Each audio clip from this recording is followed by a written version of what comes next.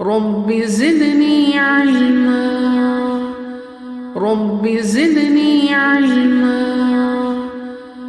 رب زدني علما. السلام علیکم ورحمۃ اللہ وبرکاتہ. ناظرین ساری حاضر خدمت ہیں اور ہم آپ کے پاس کلاس لے کر آئے ہیں ریاض الصالحین کی، اور اس میں سے ایک ایپیسوڈ ہم پیش کر چکے ہیں. اب ہم دوسری ایپیسوڈ لے کے آئے ہیں، تو ہم شروع کرتے ہیں. اعوذ باللہ من الشیطان الرجیم، بسم اللہ الرحمن الرحیم. نحمدہ ونصلی علی رسولہ الکریم وعلی ازواجہ واصحابہ وذریاتہ اجمعین. رب اشرح لی صدری ویسر لی امری واحلل عقدۃ من لسانی یفقہوا قولی. حدیث ہے، حدیث سے پہلے ہم درود شریف پڑھ لیتے ہیں.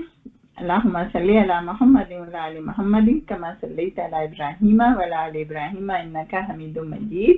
اللہم بارک علی محمد وعلی آل محمد کما بارکت علی ابراہیم وعلی آل ابراہیم انک حمید مجید.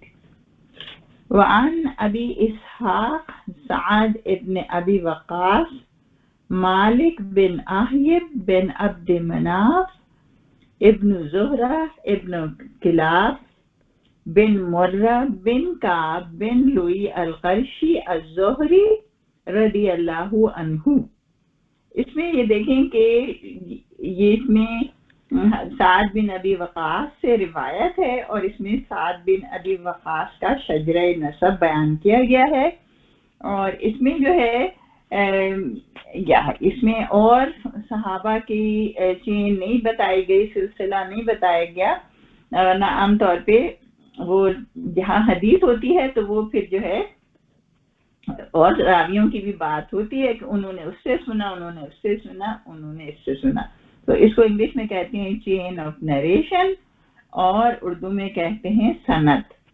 تو یہ سند ہے اس کی کہ یہ سعد بن ابی وقاص نے بیان کیا ہے، اور یہ کہتے ہیں، کیا کہتے ہیں، رضی اللہ عنہ، اور کہتے ہیں احد العشرتی المشہود لہم بالجنتی رضی اللہ عنہ. کہتے ہیں کہ احد العشرتی یعنی کہ یہ کس میں سے ہیں؟ احد العشرتی میں سے ہیں، یعنی 10 جو صحابہ تھے جن کو نبی صلی اللہ علیہ وسلم نے جنت کی بشارت دی تھی، یہ ان میں سے ایک ہیں.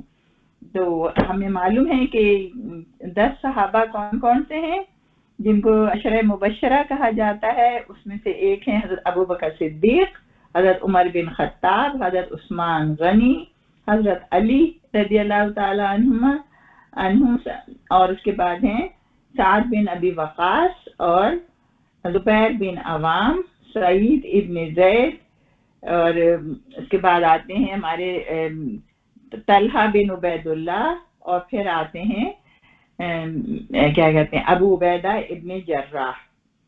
تو یہ ہمارے عشرہ مبشرہ ہیں. اور اس میں جو ہے یہ کیا کہتے ہیں سعد بن ابی وقاص، وہ کہتے ہیں کہ جعانی رسول اللہ صلی اللہ علیہ وسلم یعودنی عام حجۃ الوداع. وہ کہہ رہے ہیں کہ میں حج پر گیا ہوا تھا، حجۃ الوداع پہ نبی صلی اللہ علیہ وسلم کے ساتھ، اور وہاں پر جو ہے نبی صلی اللہ علیہ وسلم میرے پاس عیادت کے لیے آئے. اور پھر کیا کہا، من وجہ اشتد بی، اور میں اس وقت جو تھی وہ بڑے سخت درد میں مبتلا تھا. فقلت یا رسول اللہ، یا رسول اللہ، میں نے کہا کہ اے رسول اللہ، انی قد بلغ بی من الوجع ما ترى. وہ کہتے ہیں آپ دیکھ رہے ہیں کہ مجھے بڑا سخت درد ہے. وَأَنَا ذُو مَالٍ وَلَا يَرِثُنِي إِلَّا ابْنَةٌ، کہہ رہے ہیں کہ میں بہت مال والا ہوں اور میری وارث جو ہے وہ صرف ایک بیٹی ہے. افا اتصدق، تو کیا میں صدقہ کر دوں؟ کتنا؟ بِثُلُثِ مالی، بِثُلُثِ مالی، اپنے مال کا 2/3. قال، رسول اللہ صلی اللہ علیہ وسلم نے فرمایا لا، نہیں. قلتو میں نے کہا فالشطر یا رسول اللہ، اچھا تو کیا آدھا اے اللہ کے رسول. اب شطروں کا مطلب جو ہے نا وہ آدھے کے ہوتے ہیں، نصف ہوتا ہے. جیسے ہم نے ایک حدیث سنی ہے الطہور شطر الایمان، کہ پاکیزگی جو ہے وہ آدھا ایمان ہے. تو یہاں کہتے ہیں وہ کہ کیا میں آدھا حصہ اپنے مال جائیداد کا جو ہے وہ صدقہ کر دوں. فقال لا، پھر انہوں نے کہا کہ نہیں. قلتو فالثلث یا رسول اللہ، پھر وہ پوچھتے ہیں کہ کیا 1/3 صدقہ کر دوں. قال الثلث والثلث کثیر او کبیر، تو انہوں نے کہا کہ ہاں 1/3 ٹھیک ہے مگر 1/3 بھی زیادہ ہے. اور انک انتظر، اگر تو چھوڑ جائے ورثتک اغنیاء، اگر تو اپنے اولاد کو، اپنے وارثوں کو غنی چھوڑ جاؤ، خیرم بہتر ہے، من انتظرہم آلہ، کہ تو ان کو نادار چھوڑ جائے. یتکففون الناس، اور وہ لوگوں کے آگے ہاتھ پھیلائیں. تو اس میں ہمیں یہ حدیث میں یہ بات ملتی ہے کہ اپنی اولاد کے لیے ہمیں ضرور فکر کرنی چاہیے. اور سبحان اللہ وہ زمانہ یہ تھا کہ لوگ جو ہیں وہ صدقہ اپنی اولاد سے زیادہ ان کو اپنے مال کے صدقے کی فکر رہتی تھی کہ وہ آخرت میں ان کے کام آنے والا ہے. تو انہوں نے سوچا کہ بیٹی کے لیے تو جو ہے وہ ایک ہی بیٹی ہے، زیادہ اولاد بھی نہیں ہے، اور اس کے لیے یہ کافی زیادہ مال صدقہ کرنا چاہ رہے تھے. مگر نبی صلی اللہ علیہ وسلم نے 1/3 مال کی اجازت دی اور یہ کہا کہ مطلب اس سے یہ پتہ چلا کہ یہ ضروری نہیں ہے کہ آپ نے جو مال چھوڑا ہے، کیا پتہ اولاد کو کوئی ایسی ضرورت پیش آ جائے کہ اسے مال کی ضرورت ہو اور پھر وہ لوگوں سے مانگے. تو اچھی بات یہ ہے کہ تم ان کے لیے مال چھوڑ جاؤ. اب یہ ہمارا زمانہ جو ہے وہ تو بالکل الٹ ہی ہے. ہم تو جو ہیں یہی سوچتے رہتے ہیں کہ ہم اپنی اولاد کے لیے کر لیں، اپنے لیے کر لیں، اور صدقات خیرات کا تو ہمیں بہت ہی کم خیال آتا ہے. میں یہ نہیں کہہ رہی کہ کوئی نہیں کرتا، بہت لوگ کرتے ہیں الحمدللہ، لیکن ہم میں سے زیادہ لوگ ایسے ہی ہیں کہ جو اپنی ضروریات اور اپنے ہی بارے میں بس سوچا کرتے ہیں. اچھا جی، پھر ہے کہ وَإِنَّكَ لَن تُنْفِقَ نَفَقَةً تَبْتَغِي بِهَا وَجْهَ اللَّهِ إِلَّا أُجِرْتَ عَلَيْهَا. وہ یہ کہا کہ بے شک تو جو بھی خرچ کرتا ہے اپنا مال اللہ کی خوشی کے لیے تو تجھے اس کا اجر دیا جائے گا. حتی ما تجلا فی امراتک، کا حتیٰ کہ تو جو اپنی بیوی کے منہ میں ڈالتا ہے، اپنی بیوی کے منہ میں ڈالتا ہے کا مطلب یہ ہے کہ اس کو ان کے لیے پروویژن، ان کو پرووائڈ کرتا ہے کھانا پینا اور ایوری تھنگ. تو کہا اس پر بھی تجھے اجر ملے گا، بلکہ سب کو ہی اجر ملے گا. تو اس سے یہ بات ہمیں پتہ چلی کہ انسان جب فرض کیا ہے اللہ نے انسان مردوں پر کہ وہ اپنے گھر والوں کے فوڈ کا، شیلٹر کا، پروٹیکشن کا، ہر چیز کا خیال رکھیں، اور اگر جو بھی وہ خرچ کرتے ہیں وہ ان کے لیے صدقہ ہوتا ہے اور ان کو اس پر اجر ملتا ہے. اور اسی طرح عورتیں اگر کما رہی ہیں اور وہ گھر پہ خرچ کر رہی ہیں گھر کی فلاح کے لیے تو ان کو بھی اس پہ اجر ملے گا. تو سبحان اللہ وہ جو اس بات پہ کیا چاہ رہے تھے کہ صدقہ کرنا، تو کہا کہ صدقے کا اجر تو تمہیں ویسے ہی ملتا ہے. تو اس میں دیکھیں ہمیں یہ بات پتہ چلی کہ ہم جو ہیں وہ ضرور نیت کر لیا کریں کہ اللہ کی اطاعت کی اور اللہ کی خوشنودی کی، اور پھر ہم جو ہیں وہ ہر اس کام پہ اجر پائیں گے کہ جو دنیاوی کام سمجھا جاتا ہے. دیکھیں نا، بچوں کے لیے کھانا بنانا، گھر کی صفائی کرنا، بچوں کو پڑھانا لکھانا، اپنے شوہر کا خیال کرنا، اپنے رشتہ داروں کا خیال کرنا، ان سب میں اللہ کی خوشنودی ہے. اور اگر ہم ایک دفعہ یہ نیت کر لیں تو دیکھیں یہ کام بڑے آسان ہو جاتے ہیں اور اجر بھی مل جاتا ہے ان کے اوپر. खालिस दुनियावी काम है मगर अजर का बायस होते हैं। तो सुभान अल्लाह, अल्लाह ताला ने हमारे लिए सदक़े के कैसे कैसे तरीके जो है वो रख दिए हैं। उसके बाद जो है वो कहते हैं फ़क़ुल्तु या रसूल अल्लाह, क्या कहा उन्होंने कि कहा कि खलीफा बादू असहाबी, कहा कि क्या मैं अपने असहाब के साथ, मेरे जो असहाब हैं उनसे पीछे रह जाऊंगा। काला इन्नका लम तखलुफा, कहा कि तुम हरगिज पीछे नहीं रहोगे। फतामल अमलन, तुम अमल करोगे, तब तगी बिही वजहुल्लाह, अल्लाह की रजामंदी के लिए, अल्लाह को खुश करने के लिए जो भी तुम अमल करोगे, इल्लज़दादत बिही दरजा, तो तुम्हें उस पर नेकी मिलेगी, अजर मिलेगा, दर्जा तुम्हारा बढ़ेगा। और रिफाता वला अल्लाह का अन तुखल्लफ हत्ता यंतरु बिका अक़वाम व यदुर्रु बिका आखरून। ये कहा कि तुम हरगिज पीछे नहीं रहोगे और तुम जो भी काम, अगर पीछे रह भी गए तो तुम जो भी काम करोगे उस पर तुम्हें अजर मिलेगा, और तुम जो है पीछे रह भी गए तो फिर क्या होगा कि तुम्हारी जात से फायदा पहुंचेगा, तुम अपनी जात से फायदा पहुंचाओगे लोगों को, कौमों को, और कुछ कौमों को तुम नुकसान पहुंचाओगे, दूसरी कौमों को नुकसान पहुंचाओगे। इसके क्या मतलब है? इसके मतलब है कि उनको ये खतरा था, क्योंकि वो बीमार थे, तो उनको ये खतरा था कि कहीं ऐसा ना हो कि वो यहीं फौत हो जाएं और सहाबा जो हैं वो मदीने चले जाएं, वो मदीने जा नहीं सकें। तो नबी सल्लल्लाहु अलैहि वसल्लम ने उनको कहा कि तुम अगर जहाँ भी रहोगे वहाँ पे तुम्हें अजर मिलता रहेगा तुम्हारे नेक अमाल का। और ये भी था कि वो पीछे रह जाने का मतलब दो होते हैं, ये भी होता है कि मेरे मतलब मैं जिंदा रहा और मेरे सहाबा अल्लाह के पास चले गए।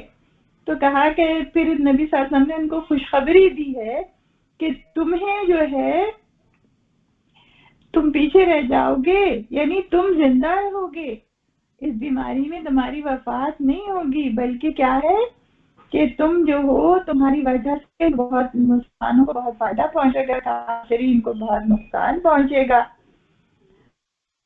और ऐसा ही हुआ।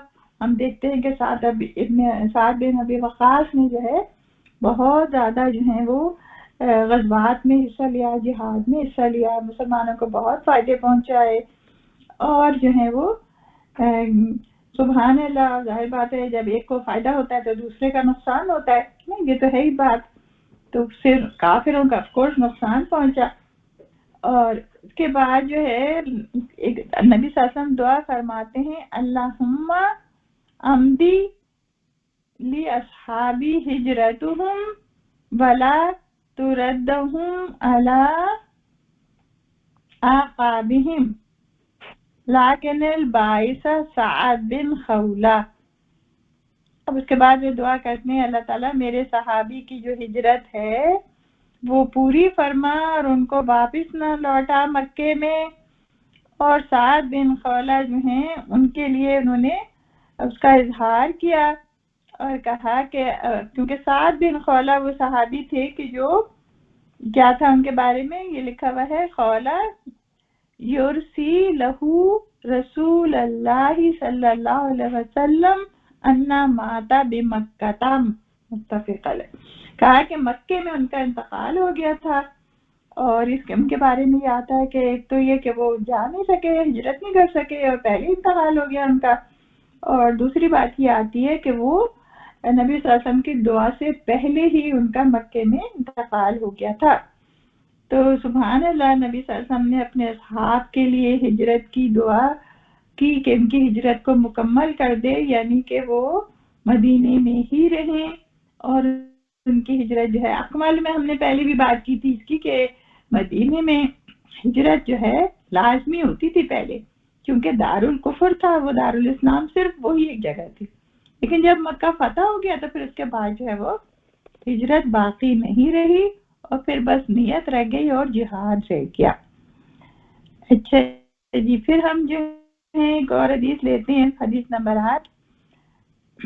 حضرت ابو موسیٰ عبداللہ عن ابی موسیٰ عبداللہ بن قیس الاشعری رضی اللہ عنہ قال سئل رسول اللہ صلی اللہ علیہ وسلم عن الرجل، کہ نبی صلی اللہ علیہ، یہ حضرت ابی موسیٰ، آپ کو معلوم ہے ابو موسیٰ ہے ان کا جو کنیت تھی ابو موسیٰ تھی، نام ان کا عبداللہ بن قیس الاشعری تھا، اور الاشعری جو ہے موسیٰ اشعری کے نام سے بہت مشہور ہے، یہ ان سے بہت ساری حدیثیں مروی ہیں. تو ان کی وجہ سے جو ہے یہ ابی ہو گیا، جر میں آ گیا.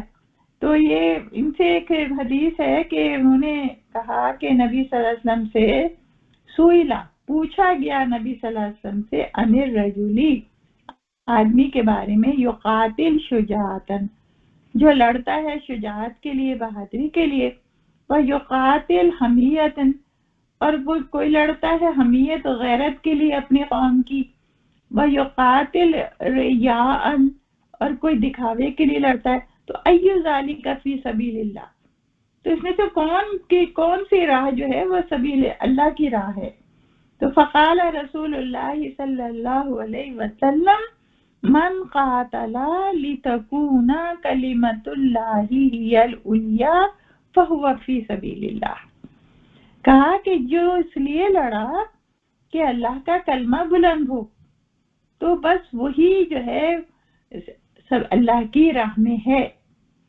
تو یہ صاف صاف بتا دیا کہ لڑائیاں بتایا اللہ کے رسول نے کہ کیوں لڑائیاں ہوتی ہیں نا. عام طور پہ جنگیں جو ہوتی ہیں وہ ان کے مختلف مقاصد ہوتے ہیں. کوئی تو اپنی سرحدیں بڑھانے کے لیے کرتا ہے نا جنگ، کوئی جنگ جو ہے کسی کے جو مادی وسائل ہیں ان پر قبضہ کرنے کے لیے کرتا ہے، کوئی جو ہے وہ اپنا اثر و رسوخ بڑھانے کے لیے ان سے جنگ کرتا ہے. تو جنگیں جو ہیں وہ مختلف مقاصد کے لیے ہوتی ہیں. تو کہا مسلمان کی جنگ جو ہے وہ فی سبیل اللہ جب کہلائی جائے گی جب اس کا مقصد جو ہے وہ اللہ کا کلمہ بلند کرنا ہو. اللہ کا کلمہ بلند کرنے کا کیا مطلب ہے کہ اللہ کے بتائے ہوئے قانون وہاں نافذ کرنے ہوں. سبحان اللہ. اور یہ بھی متفق علیہ حدیث ہے. متفق علیہ کا مطلب ہوتا ہے جس پہ امام بخاری اور امام مسلم متفق ہیں، ایگریڈ اپون. اور جو ہم نے بتایا تھا کہ جو راوی کا نام ہوتا ہے اس کو سند کہتے ہیں، اور پھر جس میں بات ہوتی ہے کہ رسول اللہ نے یہ فرمایا تو اس کو کہتے ہیں متن یا ٹیکسٹ. اچھا جی، حدیث نمبر 9 لیتے ہیں ہم.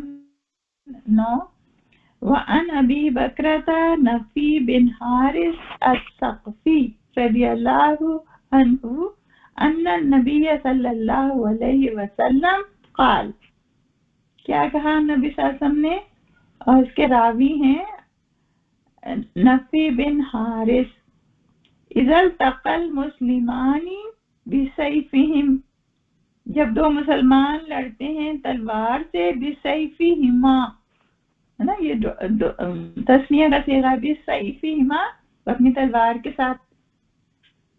فالقاتل والمقتول فی النار، تو قاتل اور مقتول دونوں جہنم میں جائیں گے. قلت یا رسول اللہ ھذا القاتل فما بال المقتول، کہ قاتل کی تو بات سمجھ میں آتی ہے کہ وہ جہنم میں جائے، مگر مقتول کا کیا حال ہوا. قال انہ کان حریصا علی قتل صاحبہ، اس لیے کہ وہ خود جو ہے وہ حریص تھا اپنے دوست کے قتل پر. متفق علیہ حدیث ہے. یعنی اس میں دیکھیں کہ دو لوگ لڑیں، اس میں دیکھیں کوئی شرعی مسئلہ نہیں ہے لڑنے کا، بس وہ کسی بات پہ لڑ پڑے، کوئی دنیاوی مسئلے پہ لڑ پڑے دو آدمی. اور چلو پہلے تو تلوار نکالتے تھے، آج آپ سمجھ لیں کہ گن نکال کے کھڑے ہو گئے، ایک دوسرے کے اوپر گن نکالی انہوں نے. تو جس کی گن چل گئی تو وہ تو مر گیا، اور جس نے مار دیا تو وہ تو جو ہے جس نے مارا وہ تو سمجھ جاتا ہے کہ جہنم میں جائے گا، کیونکہ جو مر گیا وہ کیوں جہنم میں جائے گا؟ کیونکہ نبی صلی اللہ علیہ وسلم نے فرمایا کہ دونوں جہنمی ہیں، تو وہ اس لیے جہنم میں جائے گا، نبی صلی اللہ علیہ وسلم نے فرمایا، اس لیے کہ اس کو تو موقع نہیں ملا نا مارنے کا، اگر اس کو موقع مل جاتا تو وہ مار دیتا، نیت تو اس کی یہی تھی نا مارنے کی۔ تو اس سے ہمیں بات پتہ چلی کہ نیت کے بیان میں یہ حدیث لائے ہیں امام نووی، اور یہ نیت پہ جو ہے وہ نیت کی وجہ سے وہ جہنم میں جائے گا۔ اچھا یہ پھر حدیث نمبر 10 ہے، وعن ابی ہریرہ رضی اللہ عنہ قال قال رسول اللہ صلی اللہ علیہ وسلم صلاۃ الرجل فی جماعت نزید علی صلاته فی سوقه و بیته بدم و عشرین درجہ۔ کیا کہا اس میں؟ کہا کہ جو شخص نماز پڑھتا ہے، ایک آدمی کی نماز جو اس نے جماعت سے پڑھی، تو کیا ہے وہ زیادہ ہے۔ کتنی زیادہ ہے؟ کس سے زیادہ ہے؟ وہ جو اپنے گھر میں پڑھتا ہے وہ نماز جو بازار میں اس نے پڑھی، تو کیا ہے وہ 27 بدعشرین کا ہے۔ بدم جو ہے نا 3 سے 10 تک کے ہوتی ہے، تو ایک حدیث میں آتا ہے 25 درجے زیادہ ہے، ایک حدیث میں آتا ہے 27 درجے زیادہ ہے، تو 27 درجے زیادہ ثواب ملے گا کہ جو جماعت سے نماز پڑھتا ہے۔ انفرادی نماز جو گھر میں پڑھی جائے یا جو بازار میں پڑھی جائے اس سے کہیں زیادہ درجہ جو ہے وہ جماعت کی نماز کا ہے۔ اور 20 درجہ، سبحان اللہ، یعنی اگر آپ مکے میں جاتے ہیں تو آپ نے انفرادی نماز پڑھی تو 1 لاکھ نماز کا ثواب ہے، لیکن اگر آپ نے جماعت کے ساتھ پڑھی تو آپ کو 27 لاکھ نمازوں کا ثواب ملنے والا ہے، سبحان اللہ۔ وَذَلِكَ أَنَّ أَحَدَهُمْ إِذَا تَوَضَّأَ فَأَحْسَنَ الْوُضُوءَ۔ اچھا بتا رہے ہیں کہ اگر تم ان میں سے ایک جو ہے وہ جب وہ وضو کرتا ہے، تَوَضَّأَ فَأَحْسَنَ الْوُضُوءَ، کہ بہترین طریقے پہ پوری کرتا ہے وضو، بال برابر بھی جگہ نہیں چھوڑتا، اور بہت احتیاط پر رکھتا ہے، اپنے اہتمام کرتا ہے اپنے وضو کے لیے، تو اس کے لیے کیا ہے کہ ثم اتى المسجد، اور پھر وہ مسجد میں آتا ہے، اور پھر کیا ہے لا یرید الا الصلاۃ، اور اس کا مقصد جو ہے وہ صرف نماز پڑھنا ہوتا ہے، تو لا ينهزه الا الصلاۃ لم يخط خطوۃ الا رفع له بها درجہ۔ سبحان اللہ، کہ جب وہ نماز پڑھنے آتا ہے تو وہ ایک ایک قدم جو چل کے وہ آتا ہے اس پہ اس کے ایک ایک درجہ بڑھاتے جاتا ہے اللہ تعالی۔ اور کیا کہا؟ وَخُطُّ عَنْهُ بِهَا خَطِيئَةً حَتَّى يَدْخُلَ الْمَسْجِدَ، اور اس سے جو ہے اس کی خطائیں جو ہیں وہ مٹا دی جاتی ہیں یہاں تک کہ وہ جب مسجد میں داخل ہو جائے۔ فَإِذَا دَخَلَ، پھر جب وہ داخل ہو گیا، دخل المسجد، مسجد میں داخل ہو گیا، کَانَ فِي الصَّلَاةِ، اور نماز اس نے پڑھی، کہاں نماز میں تھا، مَا كَانَتِ الصَّلَاةُ هِيَ تَحْبُسُهُ وَالْمَلَائِكَةُ يُصَلُّونَ عَلَى أَحَدِكُمْ مَا دَامَ فِي مَجْلِسِهِ الَّذِي صَلَّى فِيهِ۔ تو کیا کہہ رہے ہیں اس میں کہ جو شخص نماز پڑھا مسجد میں، اس نے نماز پڑھی، پھر اس کے بعد وہ رک گیا مسجد میں اور اپنا بیٹھ کے جو ہے وہ کچھ تسبیح وغیرہ کرنے لگا، تو کیا ہے کہ ملائکہ بھی اس کے لیے دعا کرتے ہیں جب تک کہ وہ بیٹھا رہتا ہے وہاں پہ۔ اور وہ کیا کہتے ہیں ملائکہ؟ اللہم ارحمہ، اللہ اس پہ رحم فرما، اللہم اغفر لہ، اللہ اس کی مغفرت فرما، اللہم تب علیہ، اللہ اس کی توبہ قبول فرما، ما لم یؤدی فیہ ما لم یحدث فیہ، تو جب تک وہ وہاں رہتا ہے وہ اس کی دعائیں کرتے ہیں، اور اس کو جو ہے جب تک وہ باوضو رہتا ہے، جب تک وہ باوضو رہتا ہے اور جب تک مسجد میں رہتا ہے، اور یہ بھی ہے معلم یؤذی فیہ، یعنی کہ وہ کسی کو ایذا نہیں دیتا. یعنی آپ مسجد میں ہوتے ہیں نا، مگر آپ کو اپنی زبان کا قابو نہیں ہوتا، آپ جو ہے نا وہ کسی کی غیبت کر لیتے ہیں، کسی کو برا کہہ دیتے ہیں، ہے نا، کسی کو ڈانٹ دیتے ہیں، تو آپ نے ایذا دے دی، تو پھر فرشتے رک جاتے ہیں، پھر فرشتے آپ کو دعا نہیں دیتے. اور یا پھر آپ کے وضو ٹوٹ جاتی ہے تو اس وقت بھی پھر ان کی دعائیں جو ہیں وہ رک جاتی ہیں. تو یہ حدیث متفق علیہ. تو سبحان اللہ، ایک نماز پڑھنا ہمارے لیے کتنی برکتوں اور اس کا باعث ہے درجے بڑھانے کا، نیکی کے درجے، کہ ہم جو بڑی جلدی میں آج کل ہوتے ہیں، بڑی آج کل زمانہ ہے بھاگ دوڑ کا، تو بس ہم نے جلدی جلدی نماز پڑھی اور بھاگے جو بھی ہمیں اپنا کام کرنا ہے اس کو کرنے کے لیے. تو اگر ہم ذرا سا جو ہے نا ایک جگہ بیٹھ جائیں، اور دیکھیں اسپیشلی مردوں کے لیے تو مسجد میں جانا لازمی ہے، عورتیں تو ہر وقت نہیں جا سکتی، تو اگر عورتیں مسجد جائیں گی تو ان کا ثواب ملے گا. لیکن بہتر یہ ہوتا ہے کہ عورتیں گھر میں کوئی جگہ بنا لیں، جب وقت ہو مسجد، وہاں نماز بچھا کے رکھیں، وہاں قرآن رکھیں، اپنا دوپٹہ رکھیں وہاں، پھر وہاں پہ جو ہے آپ جا کے سکون سے نماز پڑھیں اور بیٹھ کے اپنی تسبیح پڑھ لیں، سبحان اللہ، الحمدللہ، اللہ اکبر والی پڑھ لیں، صرف چلیں، اور اس کے بعد آپ اٹھ جائیں وہاں سے، تو آپ جو ہے کتنی ساری نیکیاں سمیٹ کے اٹھیں گی. اچھا جی، تو پھر یہ جو ہے اب اس کے بعد ایک اور حدیث ہے، حدیث نمبر 11، وعن ابی العباس عبداللہ ابن عباس بن عبد المطلب رضی اللہ عنہما عن رسول اللہ صلی اللہ علیہ وسلم.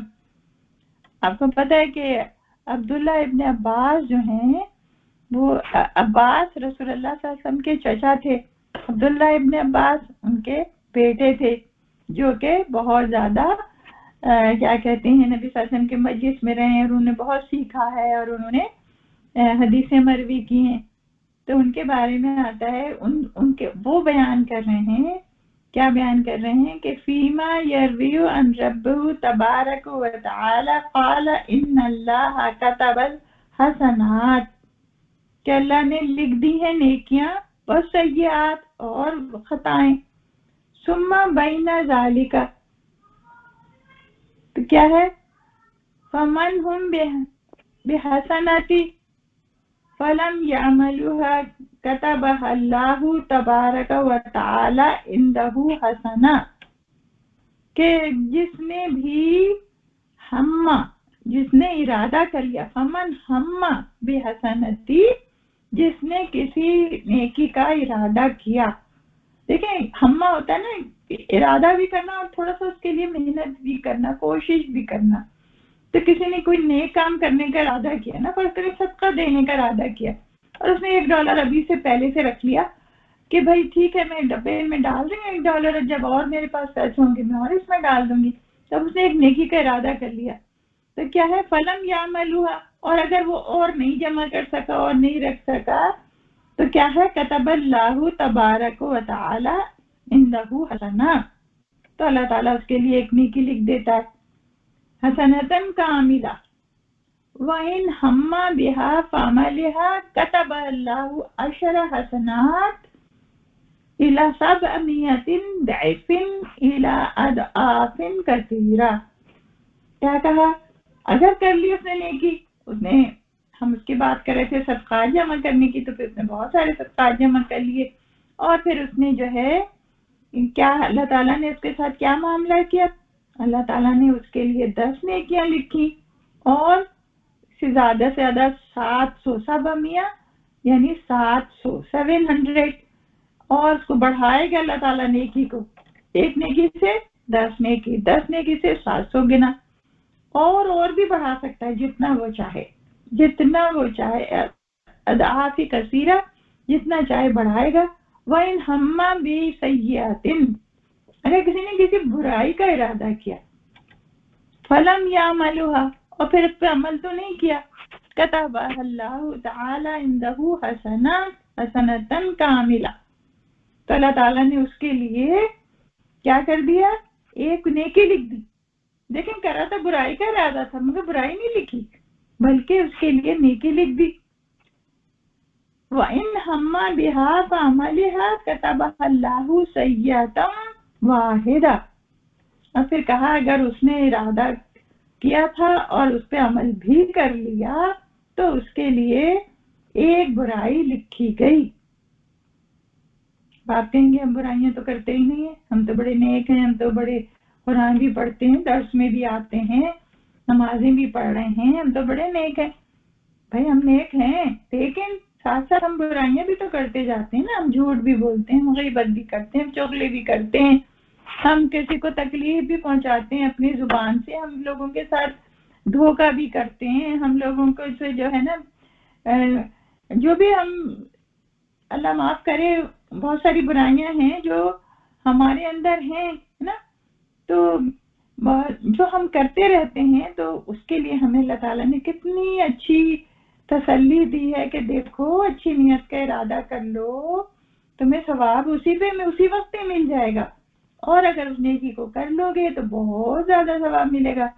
برائی کا ارادہ کرو گے تو ایک، اور نہیں کرے تو ایک نیکی، اور اگر کر لی تو پھر ایک خطا لکھی جائے گی، ایک گناہ. اچھا جی، پھر ایک اور حدیث ہے، وعن ابی عبداللہ الرحمن عبداللہ ابن عمر ابن الخطاب رضی اللہ عنہما قال سمعت رسول اللہ صلی اللہ علیہ وسلم. اب یہ حدیث جو ہے یہ عمر ابن خطاب سے روایت ہے. عبد الرحمن عبداللہ بن عمر، عبداللہ ابن عمر کی حدیث ہے یہ، حضرت عمر کے بیٹے ہیں عبداللہ ابن عمر، اور اس میں یہ لکھا ہے نا رضی اللہ عنہما کہ اللہ ان دونوں سے راضی ہو، کیونکہ دونوں جو ہے نا صحابی تھے نا، حضرت عمر بھی اور ان کے بیٹے بھی. تو وہ کیا کہتے ہیں، قال سمعت رسول اللہ صلی اللہ علیہ وسلم، کہ میں نے نبی صلی اللہ علیہ وسلم سے سنا. کیا سنا؟ یقول انطلق ثلاثۃ نفر ممن کان قبل. اچھا یہ تو بہت بڑی حدیث ہے. میرا خیال ہے ہم جو ہے نا وہ اپنی بات جو ہے نا یہیں تک رکھتے ہیں کہ اس میں جو ہے بہت ہی لمبی حدیث ہے یہ، اور انشاءاللہ ہم جو ہیں اس حدیث کو جو ہے انشاءاللہ پھر ہم بعد میں روایت کریں گے. آپ سے اجازت چاہتے ہیں. السلام علیکم.